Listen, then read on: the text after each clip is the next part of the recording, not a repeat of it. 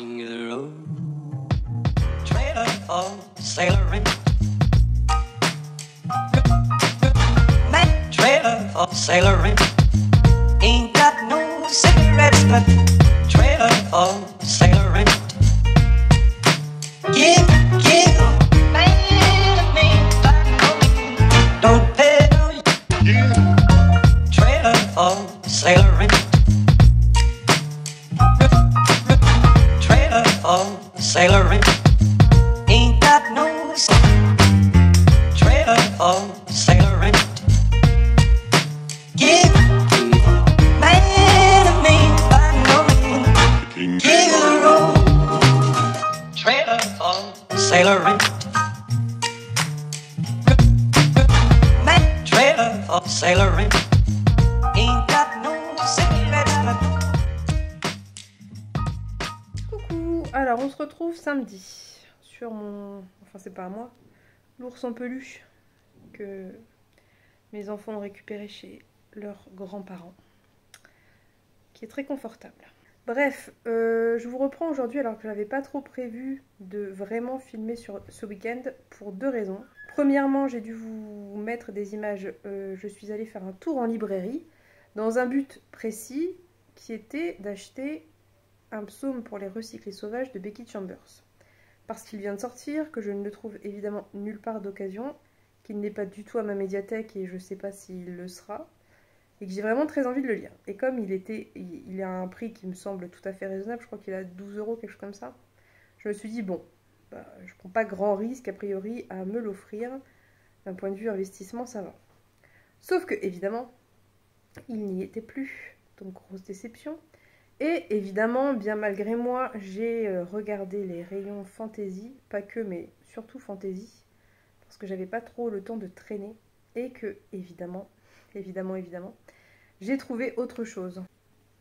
J'ai trouvé ceci, qui s'appelle « Qui a peur de la mort ?» par, je vais vous donner le nom de l'auteur ou de l'autrice, et je vais très mal le prononcer, je suis sincèrement désolée. Nnedi Okorafor. J'essaierai de me renseigner sur la prononciation correcte de l'auteur ou autrice. Juin 2022. Bref, donc je tombe sur ça. Je vais enlever ça, c'est moche. Donc je tombe sur Qui a peur de la mort.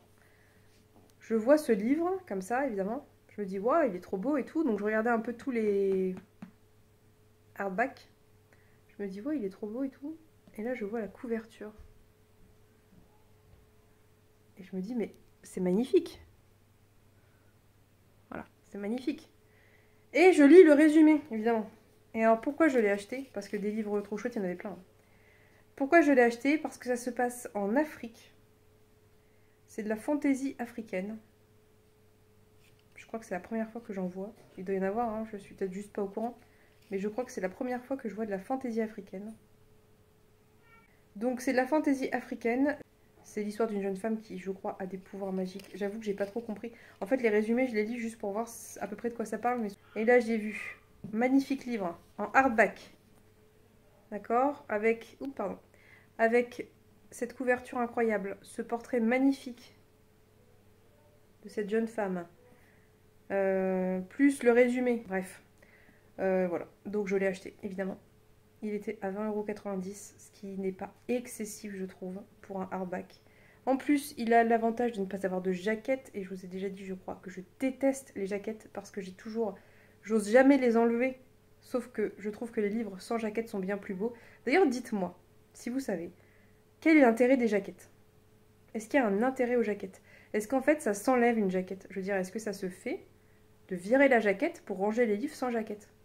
Et dans ce cas-là, qu'est-ce qu'on fait de la jaquette? Bref, voilà. Donc il n'a pas de jaquette, il est beau, il est très beau. Et l'histoire a l'air incroyable. C'est tellement rare de trouver autre chose que de la fantaisie états-unienne.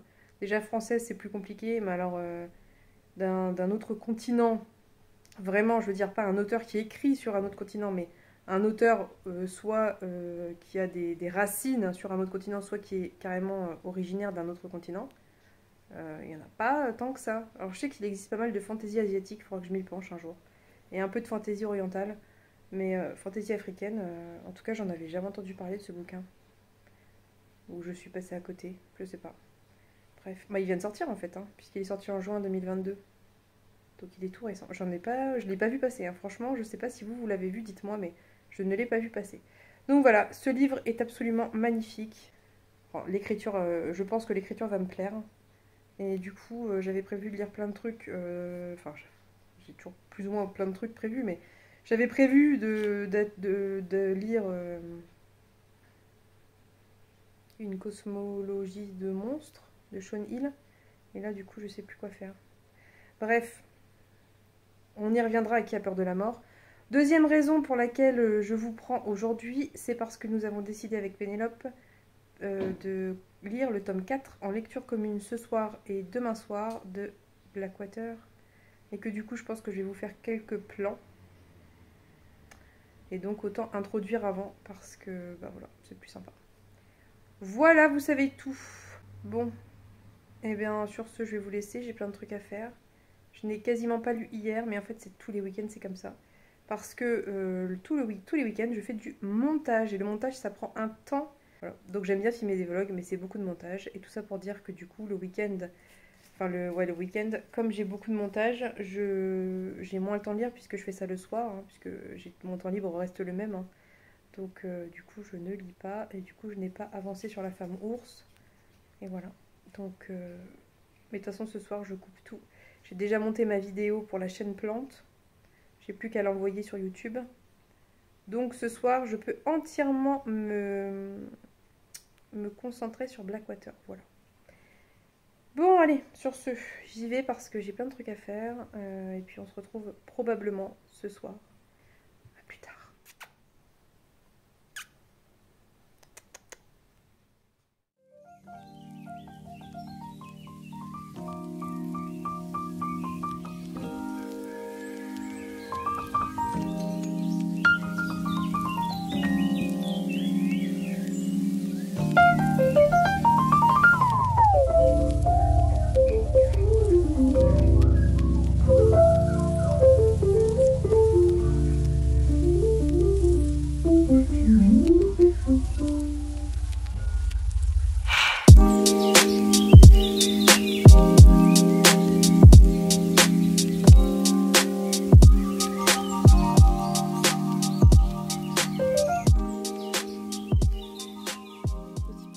Sur le tome 4 de Blackwater, donc qui s'appelle La guerre.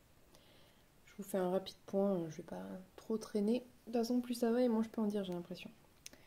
Bref, donc ça se passe 2 ans après la fin du tome précédent. Les points à noter, selon moi, et pas que selon moi, selon Pénélope aussi d'ailleurs. On a une évolution des personnages qui est fortement liée à leurs relations, notamment à leurs relations familiales et aux interactions qu'ils ont avec les membres de la famille. Et c'est ça qui est très intéressant parce que ça rend la chose très réaliste, tout simplement. Il n'y a pas de... Aucun personnage n'est statique, ne reste exactement le même et dans le même état d'esprit. Le temps passe, les relations changent forcément. Surtout avec les événements de la fin du 3e tome qui changent beaucoup de choses pour la famille, je vous laisserai découvrir. Mais du coup, c'est vrai que c'est à la fois très cohérent et pour moi un peu déstabilisant parce que on s'attend à des choses, en fait, à une espèce de ligne de conduite, mais l'auteur prend un peu, je trouve, le contre-pied de nos attentes et en même temps, c'est très cohérent et très logique et très bien fait. Voilà. Sinon, autre point. Je trouve que dans ce tome-ci, on a toujours ce mélange entre le rêve, le fantasme et la réalité. Et que, en fait, du coup, le fantastique, en tout cas dans cette première moitié, il faut voir dans la deuxième, mais dans cette première moitié, du coup, le fantastique et l'horrifique aussi arrive par là, par cette espèce de rêve éveillé, voilà. Donc ça arrive par là. Mais ça arrive un peu comme, comment dire, un peu à la manière d'un brouillard, c'est-à-dire que on le voit arriver, mais en même temps c'est lent, c'est progressif, c'est voilà, c'est vraiment cette, moi ça me donne vraiment cette sensation un peu de brouillard quoi. Mais du coup c'est c'est génial, ça crée une atmosphère vraiment très très particulière, quoi, forcément. D'ailleurs, ça me fait penser qu'il y a un passage qui est très poétique et qui est un peu de l'ordre de, comment dire, de l'esthétique baudelairienne, avec une espèce de sublimation de la mort, du lait. Enfin, je vais peut-être vous trouver le passage parce que ça spoile rien du tout, hein. C'est juste très beau, très bien fait. Elle savait ce qui se dissimulait dans l'herbe rase des vagues îles marécageuses. Quelle chose morte gisait, tordue et brisée sous la boue immémoriale. Elle rêvait des eaux enfouies sous les monticules herbeux. Elle voyait ce qui déchirait les filets des pêcheurs. Elle comprenait pourquoi les pêcheurs eux-mêmes disparaissaient parfois. Donc bref, l'extrait est plus long que ça, mais je veux pas trop... voilà, je vous donne juste un tout petit passage. Du coup, il faut rajouter ça aux compétences de l'auteur. En plus d'être un très bon écrivain des relations humaines, des personnages et de l'horreur, du fantastique, il est aussi poète. Voilà.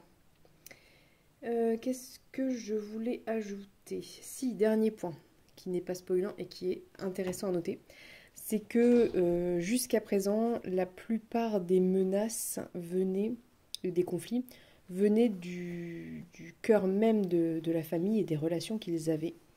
Et qu'à partir de ce tome 4, la menace va changer d'origine. C'est-à-dire que déjà il y a la menace extérieure qui est la guerre mondiale quand même. Comment dire, ça crée une ambiance forcément menaçante, quoi. Il y a autre chose qui est extérieure à la famille, qui va créer vraiment un changement d'atmosphère parce qu'il y a une menace qui plane et que comme elle n'est pas identifiée comme précédemment, on va dire, du coup on est dans l'attente du coup qui va être porté, quoi, si vous voulez. Et voilà, on est un peu dans l'expectative et c'est un peu déstabilisant puisque jusqu'à présent on savait plus ou moins d'où ça allait venir. C'est toujours une très bonne lecture, c'est un vrai plaisir de retrouver ces personnages, c'est un vrai plaisir de se replonger dedans. C'est pas une lecture joyeuse, c'est pas à proprement parler une lecture feel good, mais moi je me sens tellement bien avec ces personnages et dans cet univers que je m'y replonge toujours avec plaisir et ça se lit vraiment très bien. Du coup, plus pour les personnages, hein, pour les relations entre les personnages, pour les relations humaines, voilà. Mais du coup, le problème que j'ai, c'est que après, donc on a lu la moitié, on lira l'autre moitié demain. Je voulais reprendre ma lecture de La femme ours. Sauf que je peine. J'ai un gros problème avec la narratrice de l'histoire. Donc déjà, je vous ai dit, j'ai été un peu blasée parce que le résumé spoil un truc là, moi, j'en suis à plus que la moitié. Donc là, j'en suis à plus que la moitié et ce qui est dit dans le résumé n'est pas encore évoqué. Donc autant vous dire que nul, quoi. Parce que finalement, je pense que le livre est conçu pour en arriver à ce point qui est donné dès le début par la quatrième. Je sais pas qui a pensé cette quatrième, mais c'était vraiment nul, quoi. Alors après, j'entends bien que c'est difficile à résumer, mais bref. Du coup, pour vous faire un résumé qui ne soit pas spoilant, on suit une autrice et qui est aussi la narratrice. Et en fait, tout le roman, en tout cas jusqu'à la page 160, c'est la quête de cette autrice qui a trouvé un sujet intéressant qui traite d'une jeune femme du XVIe siècle.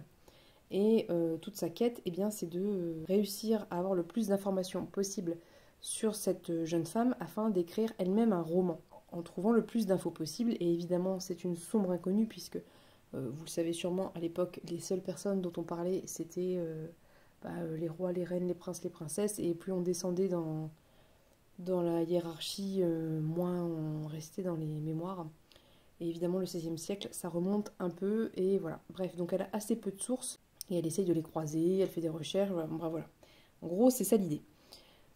Moi, ce qui m'intéressait bien aussi, c'est que l'une de ces sources, c'est Marguerite de Navarre, qui est donc qui est une autrice de nouvelles du XVIe siècle, et qui était accessoirement une reine de Navarre, et la sœur de François Ier, qui est quand même le roi de la Renaissance.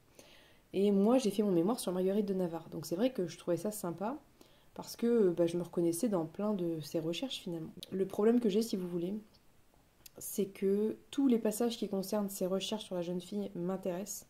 Et tous ses émois intérieurs, ses réflexions sur sa vie, sur elle, sur son passé, enfin sur donc la narratrice, hein, sur les parallèles qu'elle fait entre elle et la jeune fille, entre elle et machin et bidule, les moments où elle va voyager pour se renseigner sur cette jeune femme, et puis elle va se rappeler que quand elle avait 16 ans, tout ce côté en fait personnel et réflexion personnelle me, me saoule quoi. Enfin, ça ne m'intéresse pas.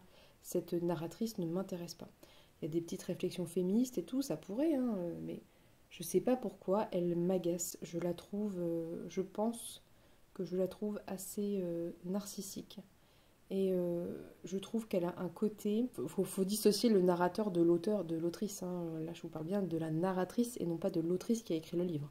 Je trouve que la narratrice de ce livre, qui est donc dans la fiction une autrice également, est extrêmement narcissique et égocentrique. Je trouve qu'on a l'impression vraiment typiquement de... Enfin, la nana, elle peut voyager à travers le monde. Elle peut aller à New York, elle peut aller... Elle est suédoise, je crois. Elle peut aller à New York, elle peut aller à Paris comme elle veut, elle voyage à travers le monde, elle fait ses recherches librement, elle a son mari qui s'occupe des enfants quand elle n'est pas là, elle n'a pas d'inquiétude à avoir. Attention, je ne glorifie pas le rôle du mari, hein, c'est normal, mais je veux dire, c'est pas le cas pour tellement de femmes que voilà, elle a du fric, enfin, elle a quand même une vie assez privilégiée, et j'ai l'impression un peu qu'elle chouine. Donc je continue parce que je veux connaître l'histoire de cette jeune femme du XVIe siècle qui m'intéresse.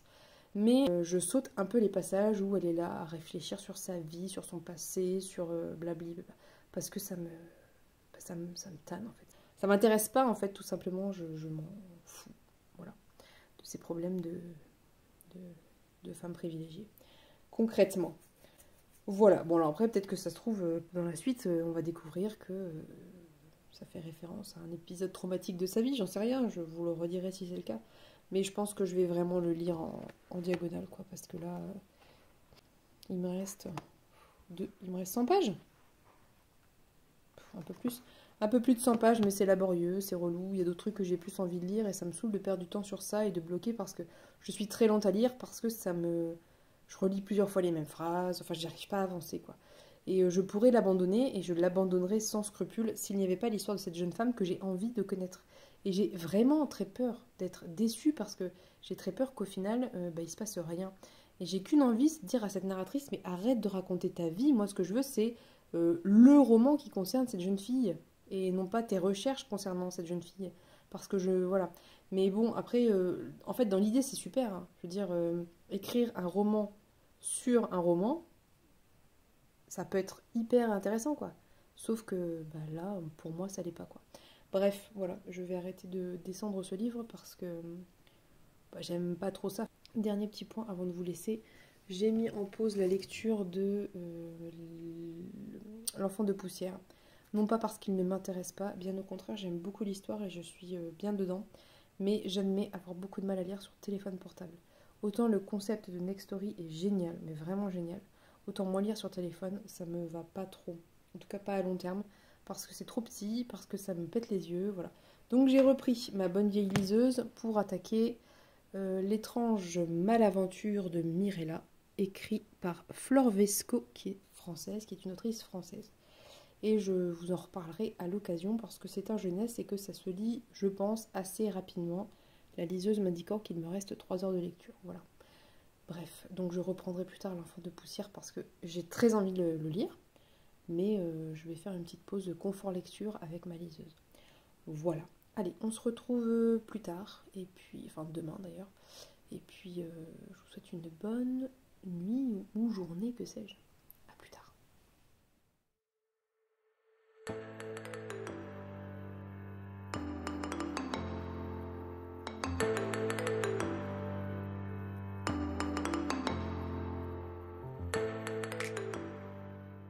Coucou, on se retrouve mardi, il fait beau, il fait chaud et j'adore filmer quand il fait beau et chaud. Oui, je suis avec mon bébé, j'espère que ça fera pas trop de bruit dans le micro.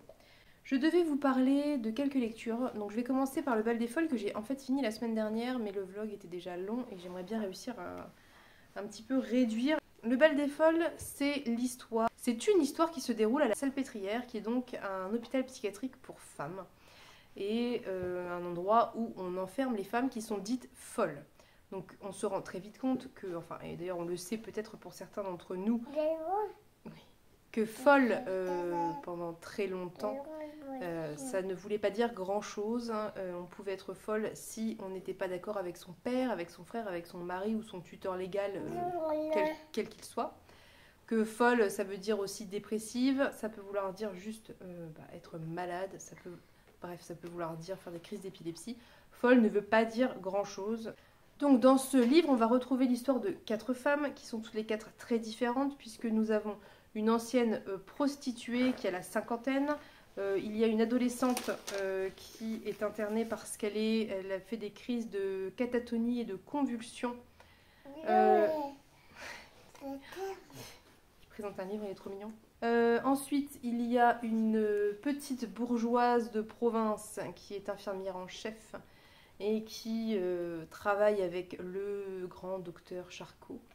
Et enfin, la 4e femme que nous suivons, c'est une bourgeoise, fille de notable, qui vient d'un milieu très très aisé et qui est un petit peu trop rebelle au goût de son père, voilà. Bref, donc on suit ces 4 femmes qui vont évoluer dans le Paris de 1985, juste avant le fameux bal des folles, qui est donc un bal organisé par Charcot, et qui fait ça c'est une expérimentation de Charcot, d'exposer les folles aux bourgeois parisiens qui s'ennuient un peu et qui a besoin d'exotisme dans sa vie, je pense, je ne sais pas trop. Bref. Donc ce livre, concrètement, va parler quasiment exclusivement de femmes. Il y a un ton qui est très féministe, très engagé, puisque concrètement, ce qui est dit dans ce livre, c'est que, eh bien, être une femme au 19e siècle, c'est une condition précaire, même si on est riche, pour la simple et bonne raison que l'autorité d'un homme dans sa vie peut suffire à se faire enfermer ou autre, hein, que ça soit enfermé à la salpêtrière ou enfermé dans sa chambre, mais bref. Les femmes sont sous la coupe totale des hommes et c'est clairement ce qui est montré.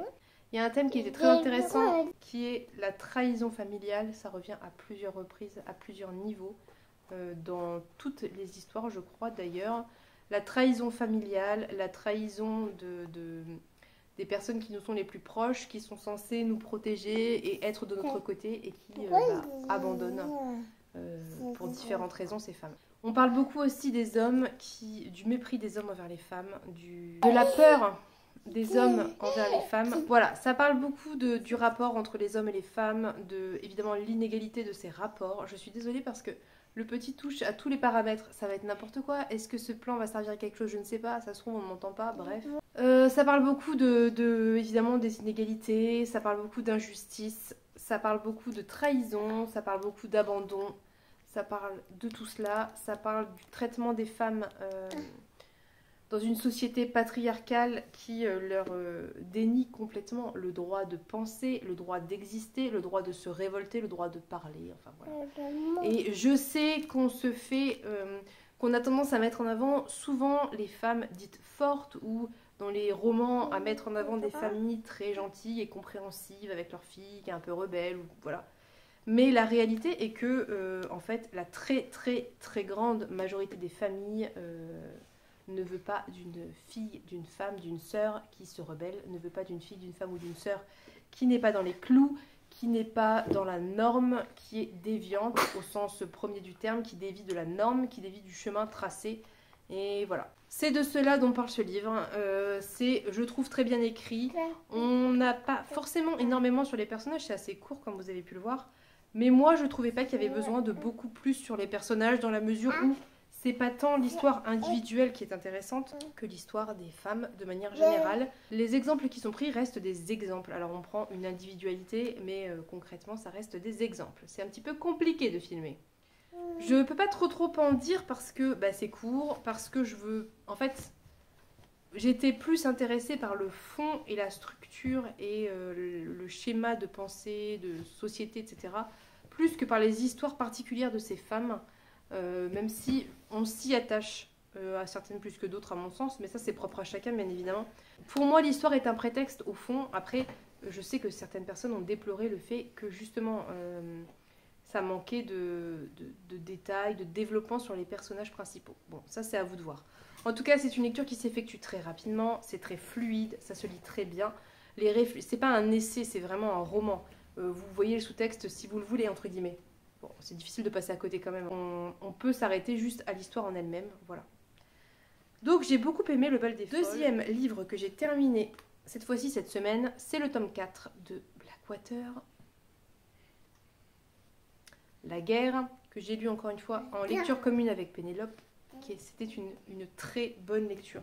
J'avais un peu des appréhensions dans la mesure où, dès qu'on lit une suite, on a toujours peur d'être déçu quand on a beaucoup aimé le précédent. Je vous ai déjà fait un petit point sur ce qui s'était passé dans la première moitié. Je vais juste conclure avec la deuxième moitié. J'ai relevé quelques points, mais je vais aller assez rapidement parce que je ne peux pas trop en dire, je ne veux pas spoiler, c'est pas l'objectif. C'est pas l'objectif de spoiler. Donc j'ai trouvé que dans ce tome, il y avait un fort mélange des tons, il y avait beaucoup de cynisme, d'humour, d'ironie, d'horreur, de fantastique, de poésie. Je trouve que l'auteur, il est vraiment très bon pour mélanger les tons et je suis jamais déçue de son écriture. Voilà. Il y a un traitement des relations non hétérosexuelles, homosexuelles ou bisexuelles, je sais pas trop vous dire, mais bref, c'est pour ça que je dis non hétéro, qui est vraiment très intéressant.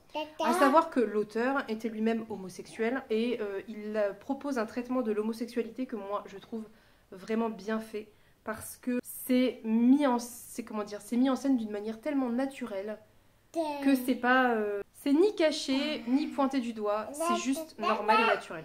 Donc je vous laisse découvrir de quel personnage je parle. Je vais pas en dire plus. En tout cas moi j'ai trouvé ça vraiment bien fait et vraiment j'ai beaucoup aimé en fait. J'ai eu enfin des débuts de réponses sur ça et ça j'ai beaucoup aimé, j'étais très contente. Donc j'étais contente qu'on passe certaines choses plus rapidement et qu'on s'arrête sur ces choses que j'avais envie de savoir et que j'aurais peut-être été plus déçue que encore une fois on repousse au tome suivant. J'espère vraiment que dans le prochain tome il y aura encore des révélations et si vous voulez je sais bien que c'est pas possible qu'il y ait une révélation totale parce qu'on parle de quelque chose de fantastique et qu'on ne peut pas avoir une explication de A à Z comme dans un thriller ou un polar si vous voulez. Mais j'aimerais bien avoir un petit peu plus de réponses quand même et j'espère que ça sera le cas.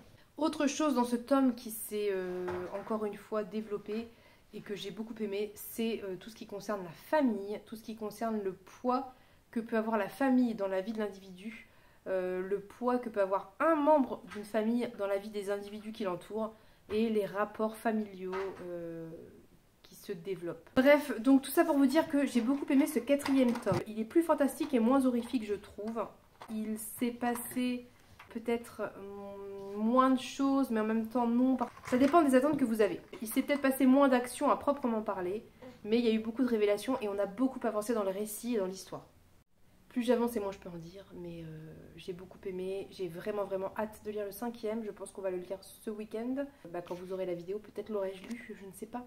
Je suis vraiment convaincue par cette saga, j'espère l'être jusqu'au bout. Alors, autre livre dont je devais parler, mais je vais y aller assez rapidement. En fait, je ne l'ai même pas fini, mais en vrai, il me reste 2 pages, donc c'est comme si je l'avais fini, je pense. La femme ours, je ne vais pas plus y revenir, je vous en ai déjà parlé, je crois, il me semble. Les aspects que je déplorais dans le livre sont toujours présents. Ceci étant dit, à partir de la page 200... à partir de la dernière fois où j'ai fait un point, plus ou moins, ça s'est un poil amélioré. On a un petit peu plus parlé de la jeune femme du XVIe siècle et un petit peu moins de la narratrice. Ça s'est un peu amélioré. Ceci étant dit, ça va pas rester dans les annales ni dans ma mémoire. J'aurais vraiment aimé que ça me plaise, mais ça ne l'a pas fait. Je peux pas vous dire que c'est franchement une mauvaise lecture, puisque... quelque part, à 40%, ça m'a intéressé. Mais voilà. Merci. Ça m'a intéressé qu'à 40% en fait. Puisque je pense qu'on parle à peu près 40% du temps du personnage qui m'intéressait. Voilà. Donc je vais pas m'étaler là-dessus. C'était pas un franc succès. Je l'ai traîné beaucoup trop longtemps. Et voilà. Je vais lire la dernière page. Hein, voilà, mais je vais le ramener surtout demain. Et enfin, dernière chose... j'ai attaqué Cosmologie de monstres de Shawn Hamill. Je crois que j'ai dit Shawn Hill la dernière fois. Je suis désolée si j'ai écorché le nom de l'auteur. J'ai lu 20 pages. Je peux pas trop vous en parler. Pour le moment, apparemment, on est dans le passé, dans la vie de la mère du narrateur, je crois. Je ne vais pas trop plus vous en dire parce que j'ai quasiment rien lu. Je sens bien l'ambiance très Halloween qui approche tranquillement et qui risque de me terrifier parce que je suis une petite... parce que je suis un peu flippette. Je l'assume tout à fait, mais je sens que ça va me terrifier. Je vais vous laisser parce que j'ai un bébé qui s'impatiente, que j'ai peur d'avoir filmé pour rien parce qu'on ne va rien entendre, je ne sais pas. Je reviendrai vous faire un point sur L'étrange malaventure de Mirella, dont je vous ai rapidement parlé. J'ai lu les 2 tiers, je pense, mais là je peux pas, c'est pas possible. Je pense que si je traîne plus, je vais finir par me faire assommer par une petite voiture en plastique. Voilà. Donc je reviendrai faire un point, on en parlera plus tard. Et puis on se retrouve dans les jours prochains. Peut-être après la médiathèque, si j'ai encore fait des emprunts, je ne sais pas. Voilà, allez. À plus tard. Tu fais au revoir?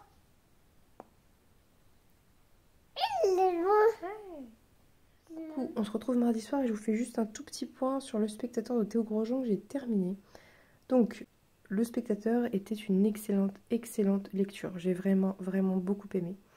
J'ai été très étonnée par le sujet et la manière de traiter le sujet parce que je connaissais une autre façon de faire de la part de Théo Grosjean et que bien évidemment, je ne sais pas pourquoi je suis surprise puisque comme toute personne et tout artiste, eh bien il a évidemment différentes cordes à son arc.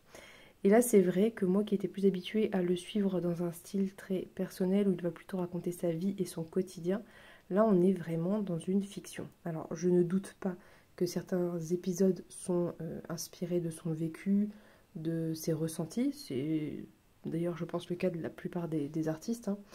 Mais c'est vrai qu'on est quand même dans une œuvre fictionnelle. Très sincèrement, c'était vraiment une agréable surprise parce que j'ai été impressionnée par la capacité de Théo Grosjean à faire passer des messages extrêmement forts, à faire passer des images extrêmement fortes, à faire passer des sensations et des émotions par des successions de dessins. Vous savez, comme une sorte de mise en scène, c'est quasiment un film en fait. Je veux dire, on voit l'évolution comme dans un film, comme du image par image. Je suis désolée si je perds un peu mes mots, il est un peu tard et je suis un peu fatiguée. Donc pour étayer mon propos qui n'est pas clair, je vais vous montrer 6 planches qui ne spoilent pas l'histoire, qui sont juste purement des planches, ce dont je viens de parler à l'instant, qui ont juste passé des images et des émotions et que j'ai trouvé très belles et très fortes. Donc les 2 premières planches, je vous laisse regarder l'évolution, je n'ai pas besoin de commenter, je pense que ça parle tout seul.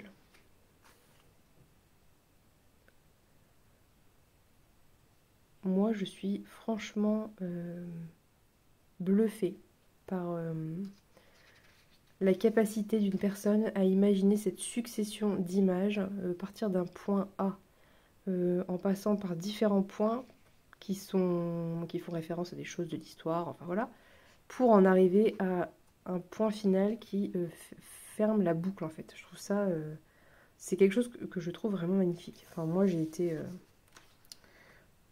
été bluffée concrètement. Et alors il y avait une autre planche que je voulais vous montrer que je trouve très belle et qui pareil fait passer des émotions que je trouve extrêmement fortes, c'est celle-ci. Je trouve que dans cette planche, dans ces enchaînements, dans ces détails, sans texte, il y a vraiment... Enfin, je veux dire, les sensations, moi, les sensations me parlent, les émotions me touchent, je peux les sentir, elles sont quasiment palpables. Je suis vraiment admirative. Il était vraiment bluffé par cette capacité, en fait, à zoomer, dézoomer, à enchaîner les images, comme une sorte de film. Voilà, c'est ça. Alors, hop, je vous décale, je suis désolée, je décale, ça ne va pas être centré, mais c'est juste pour vous montrer cette suite, pareil, d'images que je trouve... Enfin, bon, bref, je sais pas. En fait, j'ai du mal à mettre des mots parce que je suis pas tellement une experte, si vous voulez, en description d'images, mais... Et puis en plus, je suis fatiguée, j'ai le cerveau qui est un peu au ralenti, mais voilà, je voulais vous montrer parce que... Et puis surtout parce que je vais le ramener demain. C'est ça aussi, c'est que je vais le ramener demain et j'ai peur de ne pas pouvoir vous montrer. Et moi, je trouve que là, pour le coup, ça a plus besoin d'être vu que d'être raconté. J'ai trouvé que c'était vraiment une très belle bande dessinée. J'ai trouvé que l'histoire était très forte, dure, franchement dure, mais très forte, très belle. Je vous ai pas fait le résumé, mais en fait c'est un petit peu compliqué dans la mesure où il n'y a pas grand résumé à faire. En fait, c'est simplement l'histoire de Samuel à partir de sa naissance, qui est donc un garçon et qui, eh bien, on va suivre en fait son évolution, sa vie, qui a priori est une vie relativement banale, presque. N'exagérons rien. Il se passe quand même des choses qui font que c'est pas si banal que ça, mais à l'origine une vie assez banale. Et en fait, si vous voulez, Samuel est un garçon qui ne bébé ne pleure pas et puis en grandissant ne parle jamais. Donc il a fait des examens neurologiques, il a la capacité de parler mais il ne le fait jamais. Et le titre parle de lui-même, c'est un observateur qui va passer sa vie à regarder ce qui se passe autour de lui et toutes ces planches, ben voilà, c'est ça qui est exprimé à travers ces planches, c'est ce regard. Et je vous promets que, alors peut-être que moi j'affabule complet, mais je sens à travers certaines planches et certaines scènes le regard, le véritable regard de l'auteur, de Théo Grosjean dans la vie, des scènes qui l'ont peut-être marqué ou qu'il a, j'en sais rien, qu'il a gardé dans un coin de son esprit. Ce ne sont pas forcément les scènes qui relèvent le plus de l'action en soi, qui sont peut-être parfois des scènes très banales, mais moi, en fait, ce qui m'a touchée, c'est que j'ai vraiment ressenti l'auteur à travers ces moments, ces petites scènes comme ça, très banales, très belles, très graphiques, très vivantes et surtout pleines d'émotions. Donc voilà, j'ai vraiment beaucoup aimé, j'ai été très surprise mais dans le bon sens et j'ai vraiment beaucoup aimé. J'ai été très touchée par cette histoire, par l'histoire de ce personnage. J'ai été très touchée par ce qui lui arrive, par les étapes qu'il va traverser dans sa vie, voilà, bref. Je veux pas trop en dire parce que je veux pas gâcher la découverte. Ça serait dommage, surtout que c'est un graphique et que ça se lit très vite. Même si on passe du temps sur les images, même si voilà, ça reste quand même... L'histoire en elle-même se lit très vite et je trouve que c'est pas forcément l'histoire et les mots qui sont importants dans cette lecture, mais les images, mais enfin voilà, ce que j'ai évoqué juste avant. Bref, donc je vais m'arrêter là. En plus, je crois que je ne suis pas hyper claire et hyper cohérente et j'en suis sincèrement désolée. Mais comme je vais le ramener demain, je voulais vraiment en parler et vous montrer ce que je pouvais vous montrer avant de le ramener parce que je pense que si je vous avais dit ça sans vous montrer les images, ça aurait été encore moins clair et ça aurait été dommage.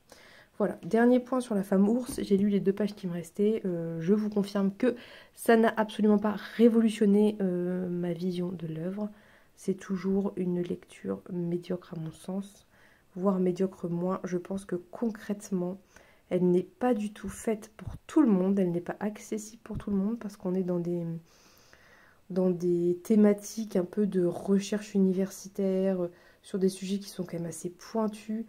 Je pense pas que ce soit pour tout le monde, très sincèrement. Et je dis pas ça pour faire de l'élitisme ou classer les gens ou quoi, pas du tout. Hein. Sincèrement, c'est vraiment parce que je pense que si on n'a pas fréquenté ce genre de milieu un peu universitaire, un peu dans la recherche et tout, c'est en fait c'est ennuyeux, hein, concrètement. Enfin, je veux dire, même moi, en ayant un peu fréquenté ça, j'ai trouvé qu'il y avait des passages qui étaient sincèrement profondément ennuyeux. Et d'ailleurs, j'en ai sauté plein. Et puis bon, je vais pas revenir sur la narratrice, c'est ce que je pense d'elle. Je crois que j'ai assez... La pauvre, elle a pris suffisamment cher pour un certain temps. Donc je vais juste le ramener et très probablement oublier cette lecture assez rapidement. La seule chose qui m'embête, c'est que finalement, j'ai un peu l'impression d'avoir perdu du temps. Très sincèrement, je suis une lectrice, je suis très bon public. Je suis une lectrice très peu exigeante, à part peut-être sur la façon d'écrire. Mais en tout cas, sur les histoires, il en faut quand même pas énormément pour me plaire. Je trouve toujours du positif, enfin voilà. Mais là, franchement... je sais pas, peut-être que c'était pas le bon moment, tout simplement. Peut-être que j'étais pas dans le bon état d'esprit, ou peut-être juste que j'avais des attentes c'est même très sûrement ça. J'avais des attentes très précises à cause de ce résumé un peu foiré, et du coup, j'ai été déçue. Voilà, tout simplement, je m'attendais pas à ça. Bref, sur ce, je vais vous laisser pour ce soir. Demain, c'est médiathèque. Normalement, je vais emprunter, parce que j'ai réservé, 2 graphiques. Donc, c'est l'Atelier des sorciers, ça va se lire, je pense, très rapidement. Donc c'est pas non plus une surcharge énorme à ma pile à lire, à ma palle. Et puis je vais continuer une cosmologie de monstres, mais pas ce soir, parce que là je vais aller faire dodo. Enfin je vais aller un petit peu avancer Mirella dans mon lit et m'endormir bien gentiment, parce que demain je me lève assez tôt. Voilà. Allez, bonne nuit, à demain.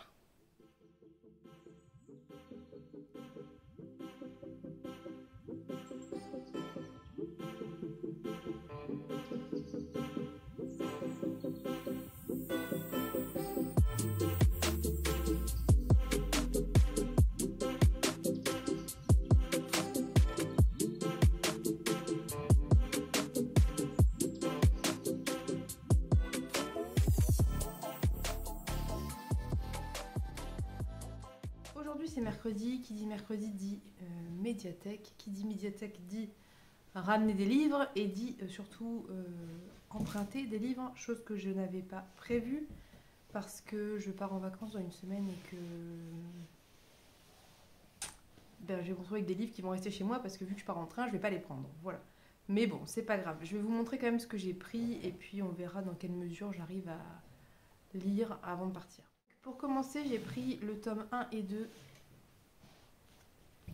de l'Atelier des sorciers que j'ai vu passer beaucoup de fois, dont j'ai vu beaucoup de très bons avis. Donc voilà, je vais découvrir. J'ai pris que entre guillemets 2 tomes, ça va se lire très vite. Mais j'en ai pris 2 parce que eh bien, si c'est vraiment trop chouette, je serais contente d'avoir le 2. Et si c'est bof, eh ben, j'en aurai moins à porter pour les ramener. Donc on verra. Voilà, de toute façon, je retournerai à la médiathèque comme toujours la semaine prochaine. Donc au pire, je pourrai toujours prendre la suite si ça m'a plu. Ensuite, j'ai pris 2 autres mangas.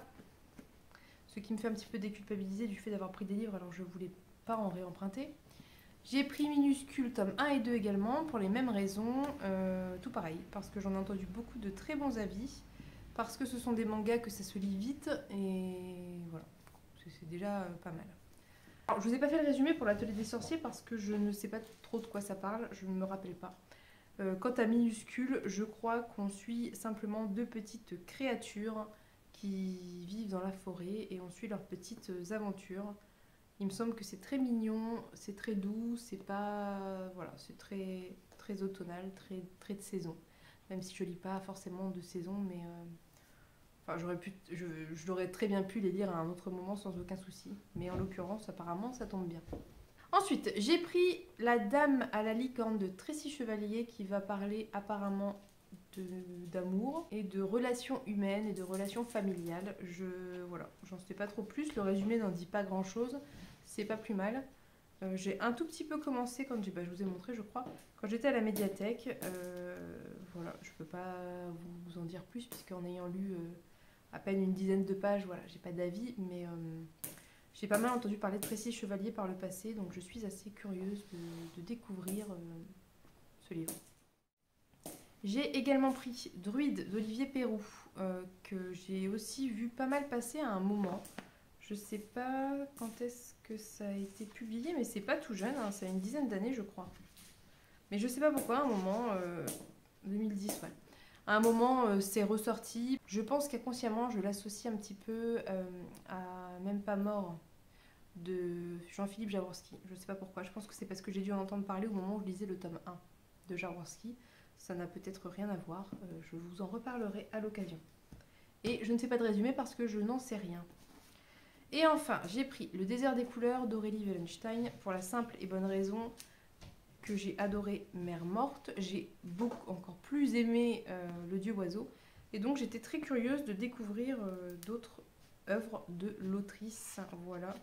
Donc là, ça date de 2021. Donc c'est celui de l'année dernière.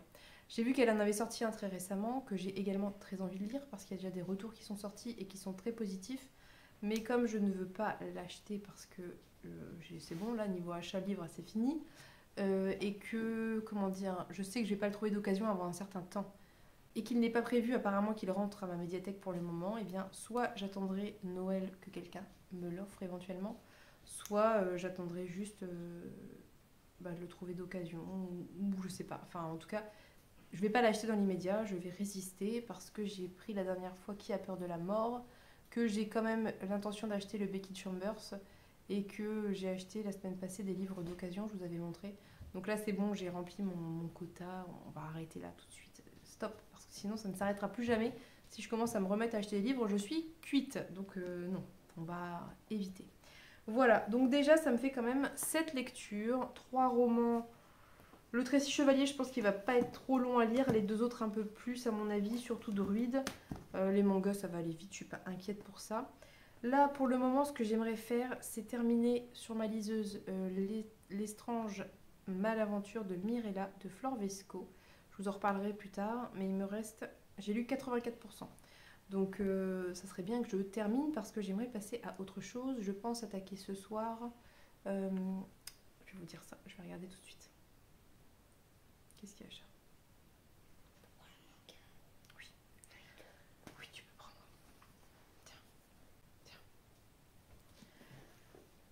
Alors, j'aimerais soit attaquer Les enfants d'Alexandrie, tome 1, La Reine oubliée, que j'ai acheté récemment et je ne me rappelle plus l'histoire, mais c'est pas grave. Ou bien Les Chroniques de Sainte-Marie. Voilà, je sais pas. Mais j'aimerais bien attaquer autre chose ce soir. Voilà. Donc... Ah si, dernière chose. Je voulais vous montrer un achat que j'ai fait et qui n'est pas un achat de livre, mais qui a un peu rapport quand même.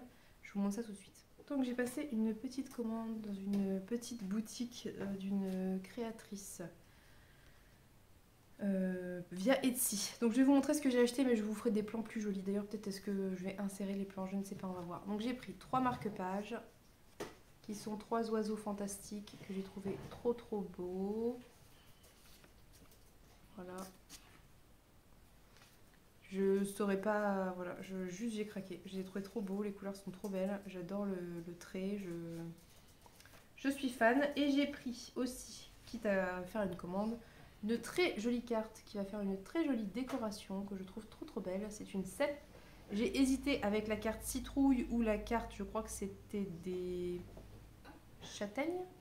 Mais comme il fallait que je me raisonne, j'ai pris celle-là. Je n'ai pris que celle-là du moins. Parce que j'aurais bien aimé toutes les prendre, mais à un moment il faut être raisonnable. Je vous mettrai le lien de la boutique en barre d'infos pour que vous puissiez y accéder si ça vous intéresse. Parce que...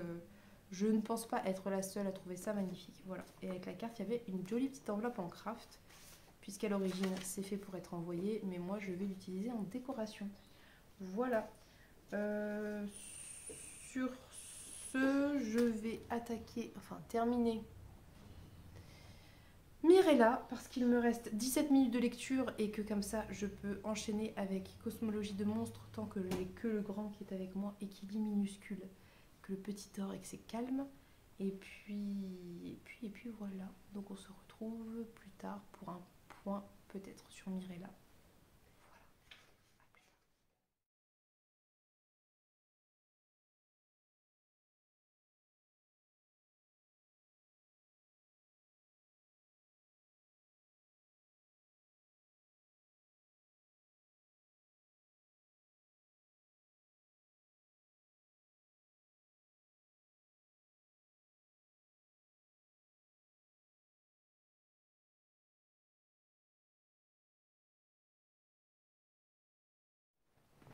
Ok, donc j'ai fini Mirella.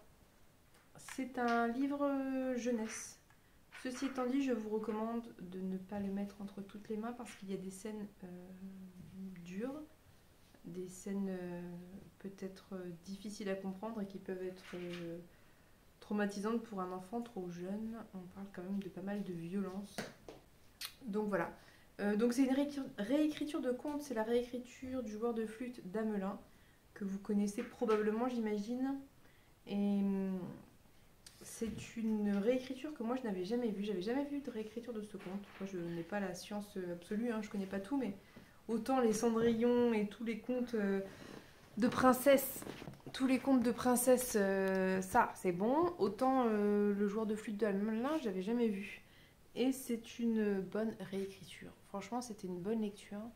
J'avoue que jusqu'à un peu plus de la moitié, je voyais pas bien où on allait. Parce que finalement, la situation s'installe assez lentement. On n'arrive pas tout de suite au cœur du conte tel qu'on le connaît, si vous voulez. Ceci étant dit, c'est très intéressant. C'est un milieu, du coup, médiéval. L'autrice a fait le choix d'écrire de manière... un langage un peu médiévalisé, on va dire, parce qu'on est d'accord que c'est pas de l'ancien français, il faut pas exagérer, mais il y a le choix de plein de tournures de phrases et de mots médiévaux qui peuvent être effectivement un peu déstabilisants si on n'est pas du tout... C'est pour ça aussi que je vous dis, il faut peut-être voir, c'est pas du jeunesse quoi, c'est du jeunesse déjà bon lecteur et déjà quand même assez grand, parce que effectivement, si on n'est pas un lecteur quand même un petit peu habitué, je pense que c'est pas possible de le lire quoi. Parce que c'est quand même compliqué. Après, on est capable de faire des inférences par rapport au... retrouver un mot par rapport au sens de la phrase, ça va. Mais ça implique d'être quand même un lecteur déjà assez à l'aise. À partir d'un moment donné, je ne saurais pas exactement vous dire quand cet aspect-là diminue beaucoup. Donc on retourne dans un langage un peu plus courant, un peu plus contemporain. Mais je pense que l'utilisation de ce langage permet de créer une ambiance, permet de créer un décor, C'est vraiment intéressant, voilà. Il y a beaucoup d'humour noir, surtout au début, mais vraiment beaucoup d'humour noir par rapport aux riches, aux pauvres, aux femmes. Enfin, il y a beaucoup d'humour noir, mais c'est très bien fait, je trouve. Parce que comment dire? C'est tellement gros, en fait, qu'on peut pas... on sait tout de suite que c'est de l'humour. Et je pense que ça fait partie de ces textes qui peuvent être intéressants à travailler avec des jeunes adolescents, parce qu'il y a pas mal de choses intéressantes. À la fin du livre, il y a un lexique des mots. Donc sur une liseuse, aller à la fin du livre, c'est relou, mais si on a le livre en physique, c'est pas mal. Et surtout, j'ai vu qu'il y avait un petit guide si on veut pour donner une couleur médiévale à un texte, tu peux. Et après, il y a plein de petites consignes. Par exemple, remplacer les lettres qui ont des accents circonflexes par la lettre plus un S. Donc A accent circonflexe, ça fait AS, par exemple. Voilà, ce genre de choses. Donc elle donne comme exemple fête, ça fait fest, forêt, ça fait forest, etc.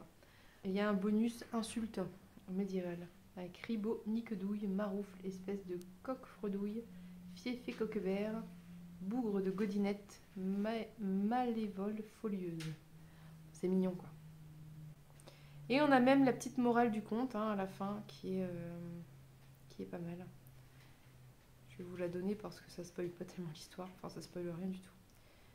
On a une petite morale. Ainsi se termine la véritable histoire d'Amelin. Comme vous voyez, c'est une autre chanson, un air bien différent de celui qu'on fredonne aux enfants, et dont les lecteurs, selon leur discernement, en tireront quelques enseignements. Laissez les jeunes filles danser et parer ou dévoiler, circuler dans la cité, ou bien il pourrait vous en coûter. Suivez les enfants inconscients qui jamais ne doutent, n'hésitent ni ne tremblent, et méfiez-vous des contes. Qui sait, derrière ces badines historiettes, quelles terribles vérités sont cachées. Voilà. Je pense que cette petite morale, conclusion, vous donne le ton sans vous dévoiler l'histoire, et je suis assez d'accord avec ça. Voilà, donc maintenant je vais vous laisser parce que je vais avancer cosmologie de monstres, et puis j'ai filmé beaucoup. Ça va vraiment être très long, hein, je suis désolée. Enfin, je suis désolée, oui et non, parce qu'en même temps, j'ai des trucs à dire, c'est un peu le principe du vlog, mais bon, bref. Voilà. Allez, on se retrouve plus tard. Je vous ferai un point, peut-être un point cosmologie de monstres, qui sait. À plus tard.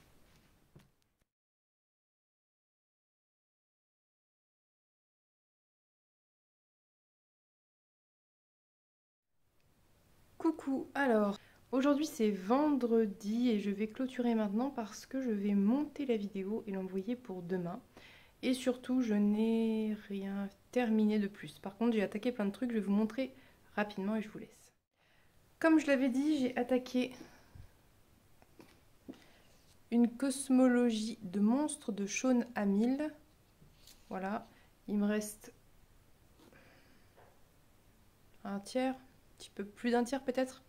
Ça se lit super vite, ça se lit super bien. C'est pas de la littérature compliquée, c'est de la littérature qu'on enchaîne. C'est un genre de page turner, quoi.